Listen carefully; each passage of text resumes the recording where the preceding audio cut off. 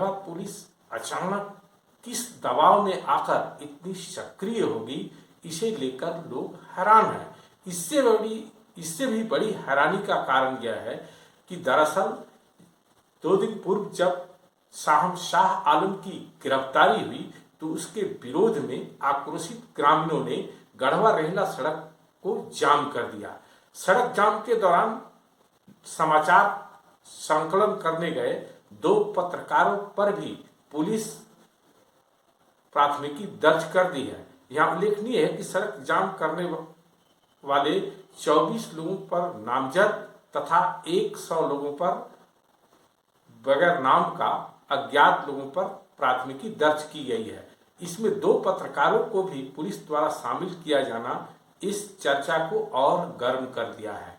इसके पूर्व कि मैं इस पूरे प्रकरण को आपके बीच रखूं, सबसे पहले आपको यह बता देना आवश्यक है कि गढ़वा सदर थाना क्षेत्र के फरटिया गांव के जिस साहम शाह आलम की गिरफ्तारी हुई है वह किस मामले में हुई है।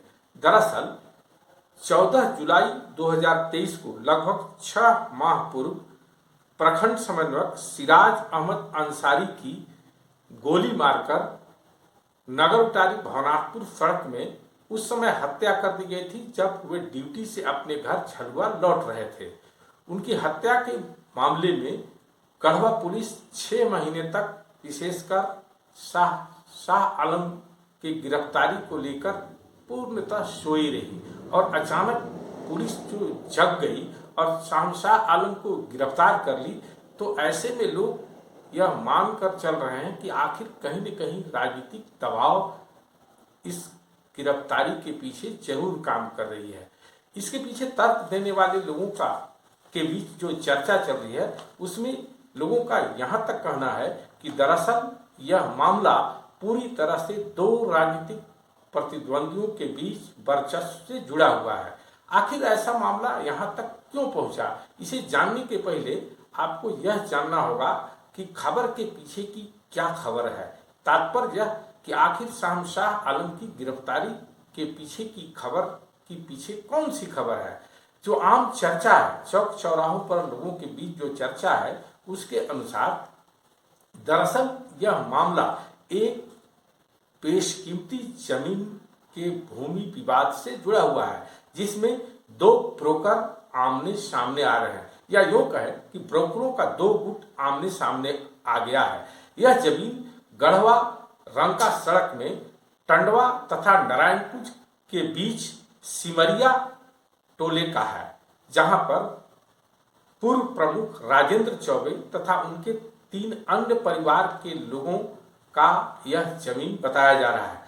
बतलाया जाता है कि लगभग 4 वर्ष पूर्व एक व्यक्ति जो ब्रोकर के रूप में इस जमीन को इकरारनामा कुछ लाख रुपए देकर कराया, उस व्यक्ति के द्वारा 4 साल गुजर गया, इकरारनामा का समय सीमा भी गुजर गया, लेकिन शर्त के अनुसार न तो पैसा दिया गया न जमीन की रजिस्ट्री कराई गई। लिहाजा पूर्व प्रमुख राजेंद्र चौबे तथा उनके सभी सहयोगियों ने इस जमीन का पुनः दोबारे इकरारनामा साहम शाह आलम तथा इनके गुट के लोगों के द्वारा कर दिया गया। जैसे ही यह जमीन पुनः इकरारनामा हुआ, यह मामला पूरी तरह से राजनीतिक दबंगई, लड़ाई या वर्चस्व की लड़ाई के रूप में सामने आ गई, क्योंकि इकरारनामा कराने के बाद शाह आलम के ब्रोकरों का समुदाय उस जमीन पर चारदीवारी का निर्माण करने लगा। जैसे ही चारदीवारी पर निर्माण शुरू किया, पूर्व का ब्रोकर उस पर भारी ऑब्जेक्शन दिया। दोनों ओर से हथियार मसलमैन जमा किए गए, मगर हथियार मसलमैन के मामले में दूसरा गुट मतलब शाह आलम का विरोधी गुट जो है वह नहीं सक पाया, या यूं कहें कि वह इनके सामने सीधी लड़ाई वह नहीं लड़ पाया। ऐसे में राजनीतिक आकाओं की एंट्री हुई और राजनीतिक वर्चस्व के लिए दोनों लोग एक दूसरे का साथ देने लगे। जैसे ही यह खबर दूसरे गुट जो पूर्व में ब्रोकर का रजिस्ट्री कराया था उस गुट को पता चला, उस गुट ने राजनीतिक पावर का इस्तेमाल करते हुए पुलिस पर दबाव बनाया और पुलिस ने 6 माह पुराने हत्या के इस मामले में सीधे शाहमशाह आलम को उसके घर से 2 दिन पूर्व गिरफ्तार कर लिया। गिरफ्तार करने के बाद पुलिस, जैसी खबर है, बंशीधर नगर ले गई, जहां पर 3rd डिग्री प्रयोग किए जाने की भी चर्चा है।